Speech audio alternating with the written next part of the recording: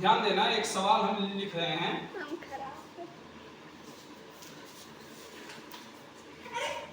पहला है 3, 6, 9, 12 dot dot dot dot dot करके दिया गया है और 48 कर दिया गया।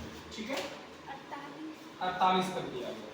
तो देखो इसमें हमको पूछ रहा है कि बताइए यहां से यहां तक पद कितने, पद की संख्या पूछी जा रही है, मतलब कि n पूछी जा रही है। ठीक है, तो हमको पता है यहाँ पर हम पहले क्या लिखेंगे, हल।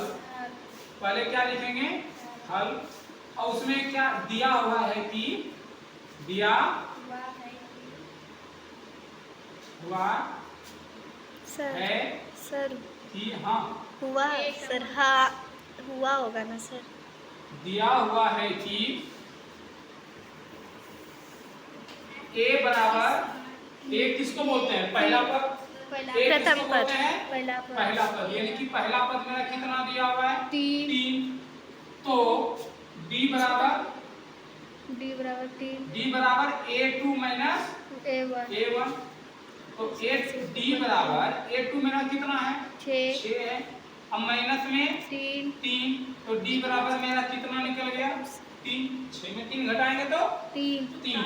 और उसके बाद हमारा देखो, और लास्ट पद हमको दिया हुआ है कितना, 48। लास्ट पद हमको कितना दिया है, 48। और लास्ट पद को हम बोलते हैं an, बताए थे जिस दिन हम का शुरुआत किए थे। तो an बराबर मेरा क्या दिया हुआ है, 48। अब हमको देखो a का मान दिया हुआ है, d का मान दिया हुआ है, an का मान दिया है, और हमको n का मान निकालना है, यानी कि पदों की संख्या निकालनी है। तो पदों की संख्या बराबर an बराबर, हम फार्मूला क्या जानते हैं, sir a plus n minus 1 into d। तो an के बदले देखो an का मान दिया हुआ है कितना, 48 बराबर a के बदले 3, प्लस के बदले n का मान नहीं दिया है, d का मान दिया हुआ है, हाँ दिया हुआ है 3, रख दिए। 48 के बदले 48, बराबर के बदले बराबर, 3 के बदले प्लस के बदले ये 3 इसके साथ भी गुना है, इसके साथ भी गुना है, तो 3 गुना n 3n या 3n। अब माइनस के बदले माइनस, 1 गुना 3। अब देखो ये 3 प्लस में, ये 3 माइनस में, ये तो यहीं पर खत्म हो गया, कोई दिक्कत नहीं। अब बचा क्या, 48 बराबर 3n।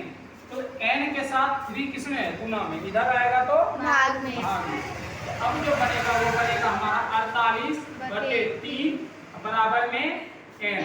तो 16 तिया 48। तो हम कह सकते हैं कि n बराबर 16। अभी वीडियो बहुत मत करना, ठीक है। n बराबर 16 आ गया। ये जो है ना, ये हमारा मोस्ट इम्पोर्टेंट क्वेश्चन है, ठीक है, जिसको तुम लोग NVVI भी कर सकते हो। ये हमारा सबसे इम्पोर्टेंट क्वेश्चन है।